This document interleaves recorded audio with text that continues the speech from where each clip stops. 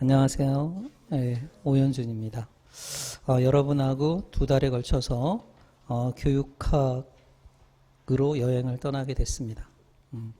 여러분들은 이제 1년 후에는 교육행정직 공무원으로 학교나 또는 직속기관, 도서관이라든가 또 학생문화회관이라든가 또는 더 높은, 더 큰 곳이죠. 뭐 교육청이나 교육지원청의 한 성원이 되어 있을 것입니다.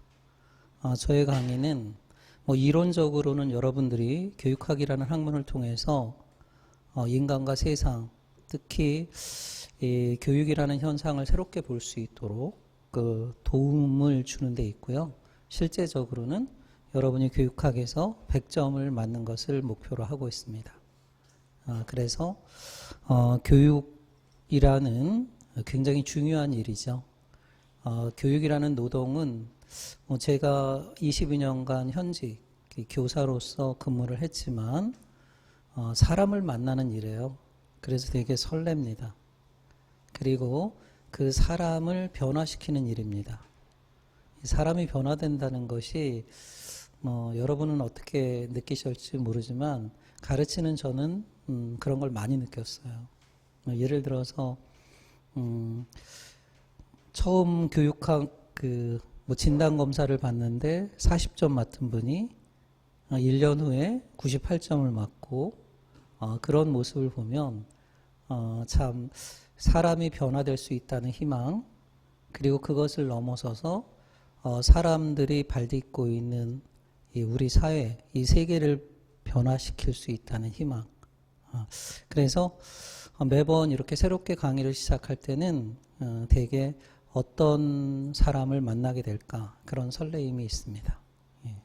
그래서 여러분 지금 어떤 강의가 시작될까 나름대로 조금씩 불안과 또는 긍정적인 설렘을 갖고 있으실 텐데요. 그 초롱초롱한 눈망울을 끝까지 잘 간직하시기 바랍니다. 그리고 여러분이 새로운 세계에 가졌던 그 첫걸음, 그 첫 마음을 잃지 말으시기 바랍니다. 자, 오늘은요, 첫 시간에는 OT입니다. 그래서 교육학이라는 과목은 어떤 내용들로 구성되어 있을까? 그리고 시험에는 주로 어떤 내용들이 나오는가? 이러한 전반적인 아웃라인을 제시하는 거고요. 그리고 두 번째 시간부터는 이제 교육학의 숲속으로 들어가서 1장부터 14장 이렇게 내용들을 차근차근 공부해 보도록 하겠습니다. 여러분 교재를 보면 정통교육학이죠. 저는 2023년도 거를 가지고 왔고요. 2024년도 책을 갖고 계신 분, 이게 똑같습니다. 표지만 달라요. 제 얼굴이 있고 없고의 차이입니다. 그래서 매년 교재를 새롭게 발간을 했는데 그러다 보니까 학생들의 부담도 크다 그래서 2023년도 교재를 그대로 두고요. 지금 이러는 건데 표지갈이라고 하나요? 출판사로는. 근데 속사정도 있어요. 요즘 출판사들이 되게 안 좋아요. 아시겠죠? 그러니까 저는 강의 때 여러분들이 교재를 안 가지고 오는 그런 분들도 많이 보거든요. 근데 그런 분들은 PDF로 또 아이패드나 이런 태블릿 PC로 강의를 듣는 분들도 점점 많아지고 있어요. 그래서 IMF 때보다 더 힘들다는 자영업자들의 그러한 정말 힘든 그런 목소리, 그런 거 많이 들려요. 출판사도 지금 어찌 보면 굉장히 어려운 국면에 있어요. 그래서 기존의 어떤 책들, 심지어 2022년도 교재가 있는데 이걸로 공부해도 됩니까? 이런 질문하는 분들도 계셔요. 그래서 그런 것들을 다 고려해서, 또 이론이라고 하는 게 쉽게 변하는 것은 아니잖아요. 변화될 때는 주로 이제 법률이라든가 그런 것들만 변화하는 거니까. 그래서 2023 교재의 기본 틀, 페이지나 이런 것들 갖게 했고요. 다만 2024에서는 부록으로 1권에는 2022 개정교육과정, 그것이 이제 총론이 확정이 돼서 그거는 아마 2023을 갖고 있는 분들은 프린트물로, 오프라인에서는, 온라인 강의를 듣는 분들은 방문각 출판사 홈페이지에서 다운로드 받으실 수 있습니다. 자, 그렇게 그걸 가지고 교육과정에서 설명을 할 거고요. 그 다음에 2권에서는 기출문제집, 7급, 9급, 지방직, 국가직 이러한 90문제가 부록으로 실려 있습니다. 예. 그럼 2023 교재를 갖고 있는 분들은 역시 그거는 출판사에서 다운로드 받으시면 되겠습니다. 예. 자, 그리고 이 교육학을 어떻게 공부할까? 머릿말을 간단히 볼게요. 머릿말을 보면은요, 제가 좋아하는 말, 제가 좋아하는 선생님이 이 독서를 만남이라고 정의를 했어요. 만남은 맛있는 만남이라는 뜻입니다. 우리가 책을 읽는다는 것도 책과 만나는 것인데요. 근데 한 번 읽으면 그 맛을 모릅니다. 2번, 3번, 4번, 제가 가장 많이, 저는 아마 한 수백 번 이 책을 본 것 같아요. 예, 그런데 수험생 중에서 제일 많이 책을 읽은 분, 60번 본 분도 계셔요. 예, 그러니까 읽을 때마다 그 맛이 다르게 느껴지는 거죠. 그래서 이 교육학 책을 읽는 것도 맛있는 만남이 되어야 하는 거고요. 또 중요한 공부법, 꼼꼼히 공부하지 말라. 우리는 객관식 시험입니다. 꼼꼼히 공부하지 말라는 뜻은 비유적으로 이야기하면 기와장이 공부법이라고 저는 이야기해요. 기와를 쌓을 때 하나하나 한 개 아주 켜켜이 촘촘하게 쌓아야 되죠. 그런 것들은 뭐 석사, 박사, 논문 쓸 때 하는 공부들이에요. 그리고 서술형, 논문형 평가를 할 때 하는 공부법이에요. 근데 객관식은 칠장이 공부예요. 뭐 칠할 때, 페인트 칠할 때 뭐 꼼꼼히 칠하는 분도 있지만 그냥 쑥 칠하는 거예요. 쑥. 그리고 또 한번 후익 칠하고, 그렇게 칠하다 보면 다 칠해져 있는 거지. 그래서 여러분들이 이 교육학 책을 모르면 그냥 모른 채로 넘어가요. 예? 넘어가고, 야, 한 달에 한 번 끝냈다. 한 권 끝냈다. 그리고 또 2번째 읽고, 3번째 읽고, 그러면 그때그때 보이는 것, 들리는 것이 다를 수 있죠. 그렇게 공부하는 겁니다. 그렇게 회독수를 늘려가세요. 그래서 여러분 시험을 앞두고는 하루에 한 번 교육학 책을 뛸 수 있습니다. 예. 그리고 객관식은요, 정확히 몰라도 돼요. 많이 들어봤던 거. 이걸 리커그니션이라고 하는데요. 제인 능력을 요구하는 거예요. 그래서 교육학뿐만이 아니라 다른 과목들도 마찬가지예요. 뭐 국어하고 영어 이런 건 좀 다르겠지만 일반적으로 암기 과목이라고 여러분들이 이야기하는 과목들은 객관식 공부에서는 이렇게 쑥 훑어보세요. 그리고 또 훑어보고 그럼 점점 속도가 가속화되겠죠. 그죠? 그래서 하루에 한 번 볼 수 있는 만큼 됩니다. 그러면 최소 90점에서 90점을 넘어서서 100점을 목표로 하는 것입니다. 자, 그렇게 공부를 하시면 되겠고요. 자, 이 책의 구성을 보시면은요, 뭐 9급, 7급, 그것을 넘어서서 5급. 그래서 저는 서울을 비롯해서 강원, 인천 5급 시험의 출제자이기도 해요. 지난주에 서울에서 5급, 이거는 절대적인 필수 과목이거든요. 과락만 면하면 돼요. 그런데 5급은 60점 이상을 맞아야 되거든요. 제가 출제하기도 했었어요. 그러니까 여러분들이 교육행정직에 종사하는 한 이 교육학 책은 시험이 끝나고 나서 합격했다고 뭐 국금사나 이런 데 가서 오연준 책 밑줄 안 걷습니다. 뭐 2만 원에 팝니다. 그런 거 절대 하지 마세요. 부끄러운 거예요. 부끄러운 거. 예? 이 책을 갖고 있다는 것은 뭔가 이렇게 뿌듯하고 그렇지 않나요? 그래서 제가 연수원에서 강의를 할 때 저한테 강의를 들은 친구들이 선생님 강의를 들었습니다 하면서 지금 이 책을 아직도 갖고 있습니다. 이렇게 막 거의 그냥 다 헤어진 책, 그렇게 그 손때가 쫙 묻은 책 이런 걸 보여줄 때 굉장히 내가 이 선택을 잘했구나 그런 생각이 든 경험도 있습니다. 어쨌든 이 책이 이론과 현실은 밀접한 관련성이 있거든요. 그래서 여러분이 현장에 가서도 뭔가 답답할 때 이 책이 하나의 실마리가 될 수 있습니다. 여러분에게 현실의 어려움을 극복할 수 있는 새로운 어떤 힘을 불어 넣어줄 수 있는 그런 책입니다. 그 다음에 그 내용 구성이 있고요. 1권은 1장부터 7장까지 다루고요. 그 다음에 2권은 8장에서 14장까지 다루게 되는데요. 이번 강의는 조금 시험의 출제 비중에 따라서 중간에 순서를 바꿀 수도 있습니다.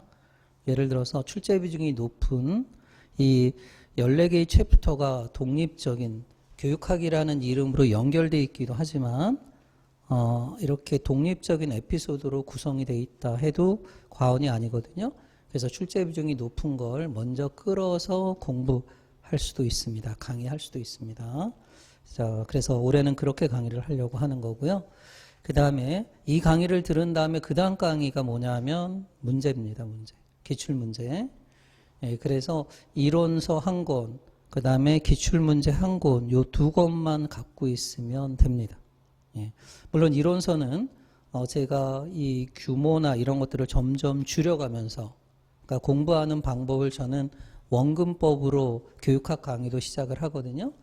그래서 일단 포괄적으로 그러니까 책도 제일 두꺼운 거죠. 정통교육학으로 출발해서 이걸 줄여갈 거예요.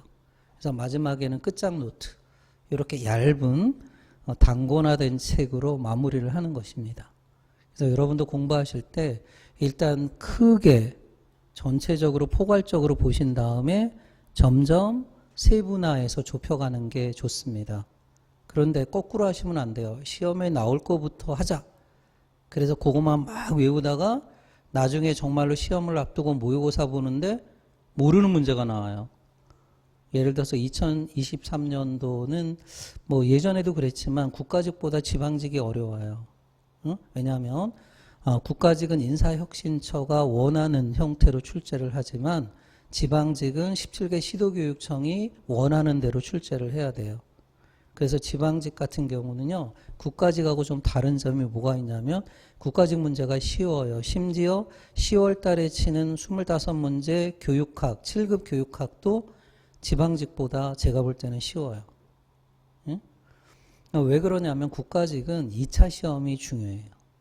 그래서 2차 면접 시험을 통해서 이제 옥석을 가리려고 하는 의도가 강한데 지방직 같은 경우는 2차가 그닥 중요하지 않게 되는 현실이 됐어요. 왜냐하면 요즘 신세대 공무원들은 1년 안에 조기 퇴직하는 사람들이 너무 많아진 거야. 그러니까 시도교육청 입장에서는 뽑아놨는데 그만둬. 그럼 어떻게 되겠어요? 자리가 텅텅 비게 되니까 학교 현장이 힘들게 되잖아요. 그래서 예전에는 140% 뽑아서 40%를 탈락시켰는데 지금은 거의 정말로 뭔가 이상하지 않으면 거의 붙여주는 그런 현실이 되고 있어요. 그러다 보니까 2차가 걸음체 역할을 못하니까 1차가 중요한 거죠. 그죠? 그래서 1차가 어려워지고 있고 그럼 어려운 과목이 뭘까? 국어, 영어 이런 것들은 공통이잖아요. 일반직하고. 예? 그래서 직렬의 전문성이 있는 교육학이 어려워진 거예요. 근데 제가 볼 때는 그닥 어려운 건 아니에요. 약간 틀었다 이거지. 틀었다. 그런데 그냥 고지고대로 암기한 분들은 모르는 거지 뭐. 이게 딱 봤을 때 답이 나와야 되는데 여러분이 자동화되면 20초 안에 답이 나오거든요. 문제만 보면 답이 나오거든요. 근데 답이 안 나오는 거지. 그런데 그게 한 문제가 아니라 무려 9개, 10문제가 되는 거지. 그러니까 막 혼란스러운 거지. 혼란스러운 거지. 그런데 이렇게 차근차근 여러분이 이론도 큰 틀에서 작은 틀로 이렇게 다져가면서 공부를 한다면 최소 90점 그리고 우리의 목표는 100점 이렇게 되는 거예요. 예. 자, 그리고 그런 분이 있어요. 뭐 어렵다 보니까 이론 강의를 듣고 그럼 문제는 내가 하자. 제일 안 좋은 공부법. 제일 안 좋은 공부법. 응? 이론 강의는 듣고 모르니까 문제는 내가 풀자. 이론 한 번 듣고 문제가 풀려요? 안 풀려요.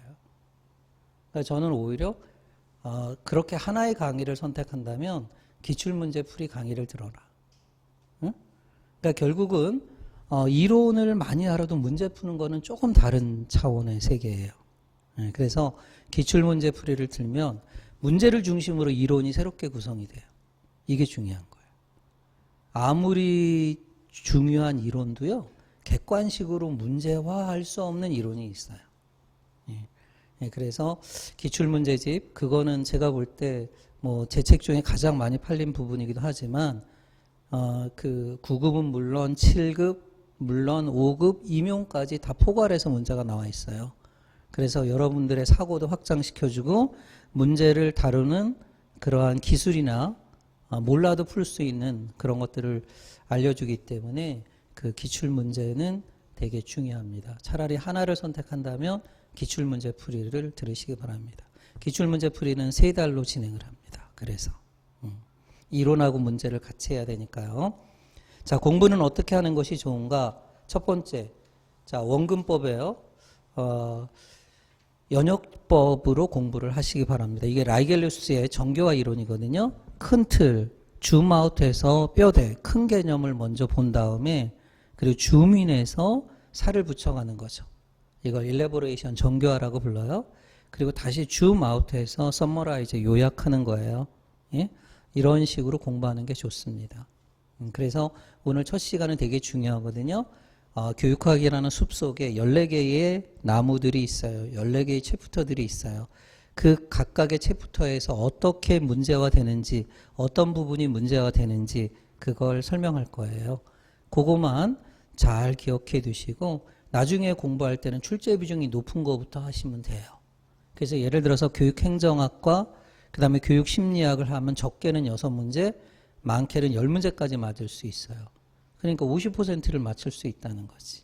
이런 겁니다. 그 다음에 두 번째, 가장 훌륭한 교재는 세상이다. 이건 17세기 실학주의자 몽테뉴가 한 말이에요. 그러니까 이론과 실제는 밀접한 관련성이 있어요. 그죠? 다른 말로 표현하면 암과 삶은, 또 암과 행함은 일치하는 거예요. 그런데 세상을 어지럽히는 사람들이 머리만 좋은 사람이에요. 그걸 행함으로 옮길 때는 전혀 엉뚱하게 실천하는 인간들이죠. 그거는 XX들이죠. 그죠? 오히려 지식을 가지고 나라를 팔아먹는다든가 이런 사람들. 그래서 엘리트들이 그래서 인성이 되게 중요한 듯 싶어요. 예. 그러니까 지식은 되게 중립적인 거거든요. 이걸 어떻게 활용하느냐에 따라서 남을 해칠 수도 있고 공동체를 와해시킬 수도 있어요. 그죠? 그리고 여러분이 공부할 때는요. 그 교육학이라는 게 인간을 다루는 거거든요. 그럼 인간과 관련된 모든 것들이 다 관계가 있어요. 그래서 실제에서 어떤 장면들, 뭐 책을 보든 드라마를 보든 영화를 보든 교육학적인 게 다 연관이 돼 있어요. 뭐 요즘 뭐 뜨고 있는 오은영 씨, 뭐 금쪽이 그거 한번 보세요. 그리고 뭐 결혼지옥 이런 거 있잖아요. 그 금쪽이 같은 걸 보면 심리학이 막 생각이 나야 돼. 삐아제가 생각이 나고 막 이런 식으로. 그리고 결혼지옥을 보면 이제 뭐 투사법이라는 SCT 문장 완성 검사 뭐 이런 것들이 막 생각이 나요. 그렇게 해서 이론을 현실화하면 절대 틀리지 않아요. 생생하게 내가 체험을 통해서 지식을 획득했기 때문에. 그래서 여러분 이론 따로 실제 따로 이게 제일 안 좋은 공부 방법이에요. 그래서 교육학을 잘 공부하는 방법은 늘 2달 동안 교육학 세계에서 모든 걸 볼 수 있는 거. 그러면 여러분 그래서 막 농담할 때도 교육학적인 이론이 나오죠. 그러면 이제 교육학에 스며드는 겁니다. 그 다음에 세 번째, 역사는 되풀이된다. 이게 기출문제를 많이 봐라는 거예요. 기출문제를 많이 봐라. 근데 기출문제를 할 때도 그 문제집에서 제가 공부하는 요령을 가르쳐 드릴 텐데 풀지 마세요. 여러분 정통교육학 뒤에도 챕터에 문제가 나와 있죠? 풀지 마세요. 어떻게 하라고요? 읽으세요. 딱 20초만 풀어보세요. 생각이 안 나요? 그러면 답을 보고 그냥 읽으세요. 그래서 문제를 읽고 해설도 같이 읽으세요. 그리고 한 3번, 5번 읽었다? 그때는 뭐 밑줄 긋고 그런 거 하지 마세요. 그리고 나서 한번 풀어보세요. 우리가 이론을 한 번 공부했다고 바로 문제가 풀리는 건 아니에요. 근데 문제가 안 풀렸을 때 막 스트레스 받아요. 야, 내가 1장 강의 다 들었는데 이 문제가 뭐 반도 못 맞췄네? 그럼 스트레스 받잖아, 그지? 그런 거 과감하게 하지 마세요. 그냥 잘 모르겠다 그러면 답과 해설을 보세요. 그렇게 해서 리딩을 하고요. 어느 정도 익었다 하면은 그때부터 풀세요. 처음부터 막 문제가 몇 점이 안 나온다 그러면 스트레스 왕창 받아요. 그리고 나중에는 내 머리가 나쁜가? 막 부정적 자아 개념까지 형성이 돼요. 그런 수험 생활을 할 때 자기 자신을 부정적으로 보는 거 가장 안 좋아요. 응? 왜 내 머리는 이 모양이지 하는 거 절대 그런 생각을 하시면 안 됩니다. 자, 어쨌든 기출문제를 많이 보는 거 중요합니다. 그리고 세 번째, 개념입니다. 개념입니다. 이론의 토대는 개념입니다. 개념이 뭐예요? 단어예요. 그럼 예를 들어서 교육학 개론이죠? 그럼 교육이 뭐지? 교육학이 뭐지? 이거예요. 시험은 여기서 나와요. 그리고 학자들이 등장하죠? 학자들이 세계를 보는 창이 바로 개념이에요.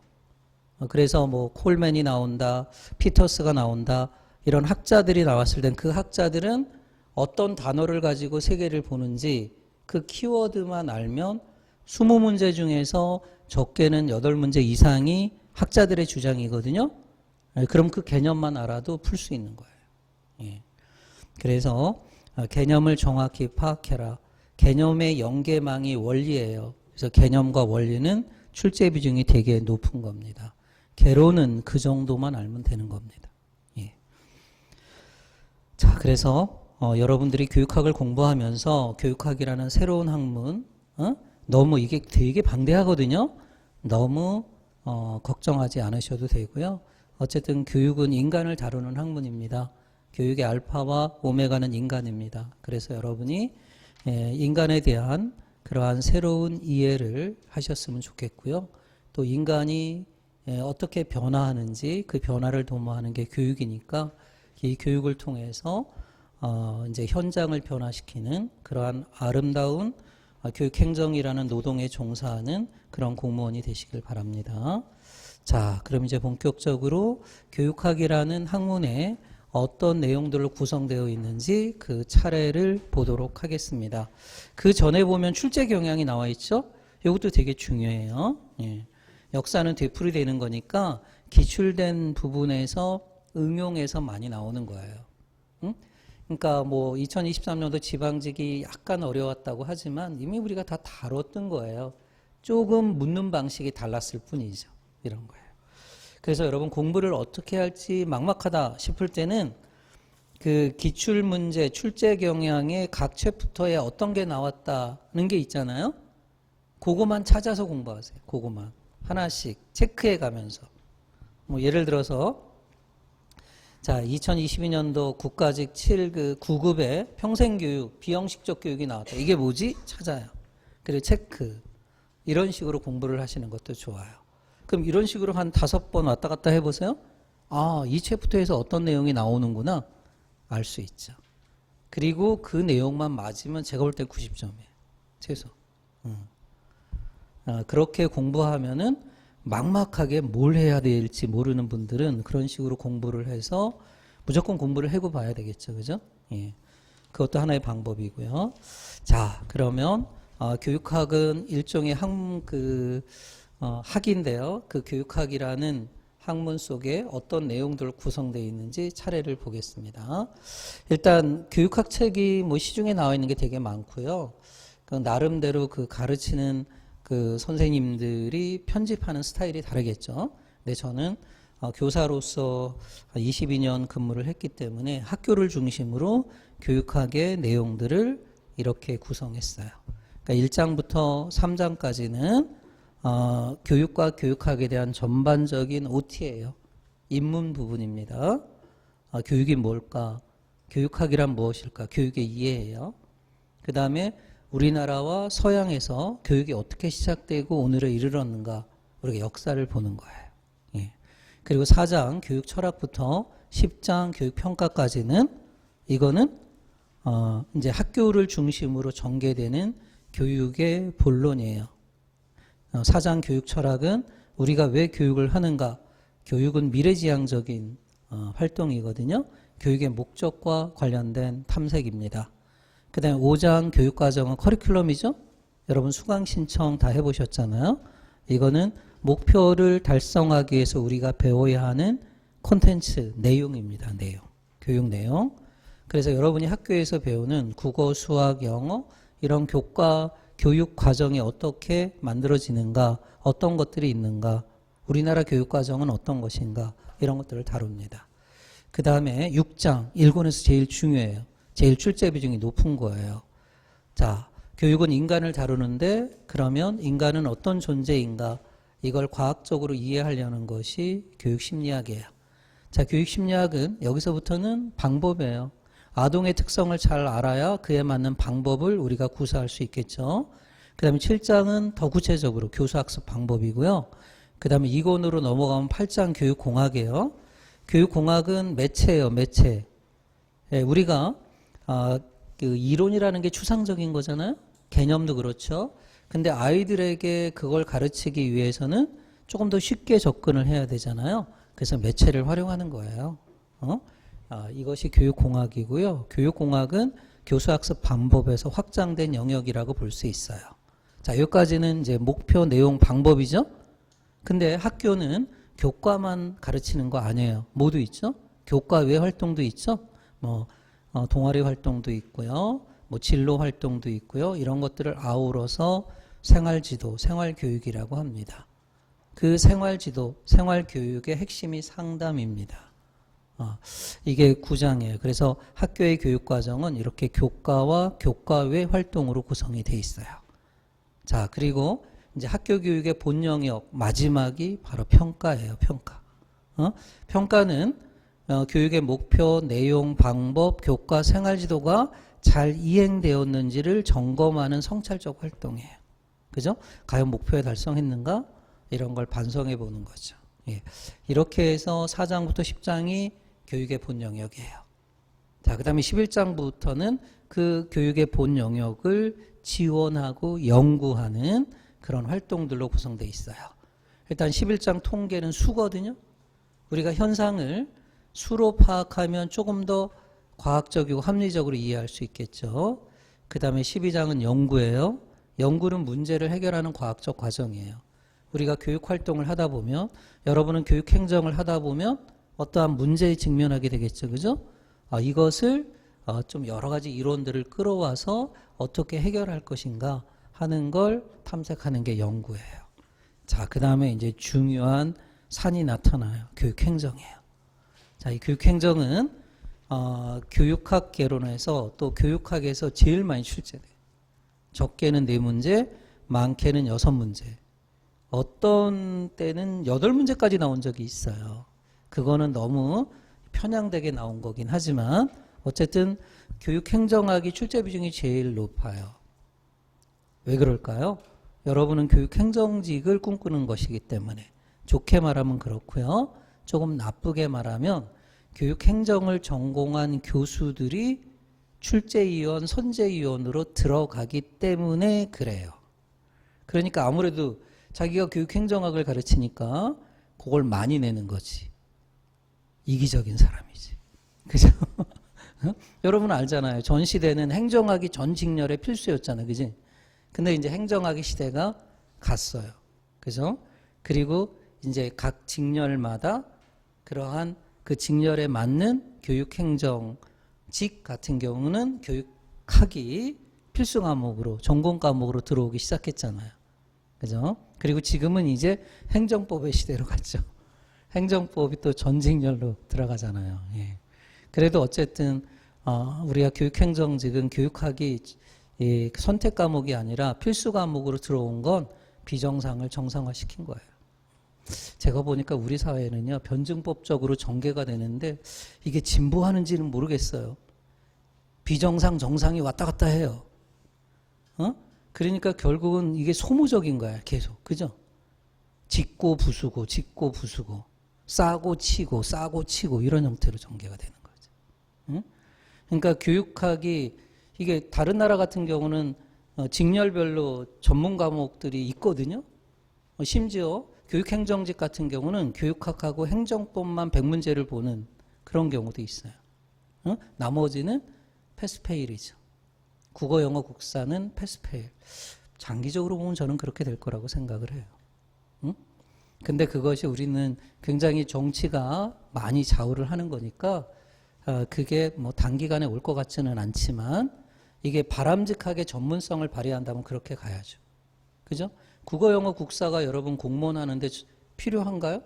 필요하지 않잖아요. 그죠?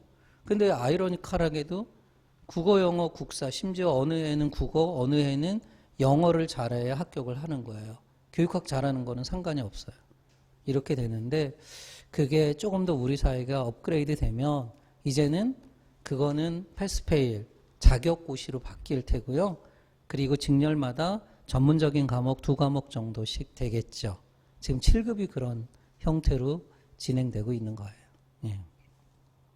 어쨌든 교육행정학이 행정학 교수들이 많이 들어가기 때문에 그래서 보통 선재위원으로 2분 들어가거든요. 네, 2분 중에 한 분은 행정학을 전공한 사람, 한 분은 심리학을 전공한 사람이에요. 제가 심리학이 일권에서 많이 출제된다고 했지만 넓게 보면 심리학이 6장 교육심리부터 12장 교육연구까지가 다 심리학이에요. 그러니까 교육학의 절반이 심리학이라고 보시면 돼요. 예. 그래서 심리학과 행정학 이 2개를 잘하면은 최소 60점 이상은 맞을 수 있다 하는 겁니다. 그 다음에 최근에 출제 비중이 높아지고 있는 게 사회학이에요. 평생교육도 사실은 사회학이거든요. 예? 그래서 사회학은 뭐 2문제 이상 나올 수 있어요. 그래서 사회학은 이제 교육을 둘러싸고 있는 환경을 연구하는 게 사회학이 되겠습니다. 그러니까 교육이라는 것이 보세요. 권력이 바뀌니까 교육 제도가 바뀌잖아요. 저는 되게 짜증나요. 그래서 법률 막 바뀌는 거. 뭐 예를 들어 보면 1장에서 여러분 특목고 있었죠. 외국어 고등학교, 국제 고등학교. 이게 2025년 3월 1일부터 일반고로 편입되거든요. 근데 이게 정권이 바뀌면서 다시 특목고가 됐어요. 응? 그러니까 짜증나잖아요. 그런 거 보면. 가르치는 입장에서. 그런 건 시험에 안 나와요. 그런 거. 매년 바뀌고 이러는 것들은 시험에 안 나오니까 걱정하지 않으셔도 돼요. 뭐 교육학 교수들이 뭐 정권에 아부하는 사람이나 그런 걸 낼 수는 있지만 이게 그런 교수들이 거의 없고 대부분 우리 시험 문제은행에서 나와요. 그러니까 문제은행에서 이제 선재위원들이 뽑는 거거든요. 그런데 매년 옛날에 문제은행에 들어갔던 문제 중에 한 30%씩 바꾼다고 하는데 그거는 뭐 인사혁신처가 많이 투자하면 그런 거고요. 요즘 보니까 잘 안 바꾸는 것 같아요. 예, 그래도 이 평생교육 같은 경우는 최신 이론들이 많기 때문에 그거는 잘 바꾸는 것 같아요. 예. 어쨌든 이렇게 교육학의 세계에서는 1장부터 제가 14정 학교교육을 중심으로 인문, 이해에 필요한 기본적인 과목이 1장에서 3장, 그리고 이것을 지원하는 게 11장에서 14장 이렇게 세 파트로 구성을 했습니다. 그럼 이 각각의 챕터에 여러분은 어떤 내용을 꼭 봐야 하는가? 적어도 이걸 보면 90점 이상인 겁니다. 예? 요거는 조금 쉬었다가 그래서 1장부터 여러분이 꼭 봐야 하는 내용들 그리고 시험에 몇 문제씩 정도 출제되는지 한번 체크를 하고요. 그리고 나서 1장으로 바로 들어가도록 하겠습니다.